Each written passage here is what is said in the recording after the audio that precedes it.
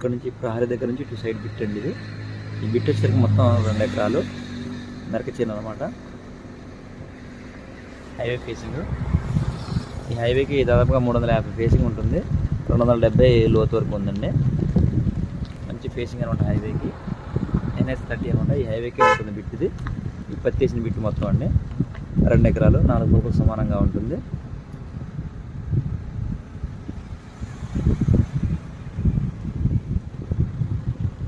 దీని పక్కన ఒక మట్టి రోడ్ కూడా ఉంటుంది. ఇక్కడ ఒక కళ్యాణ మండపం ఉందండి. ఆ కళ్యాణ మండపానికి పక్కనే ఉన్న బిట్టు.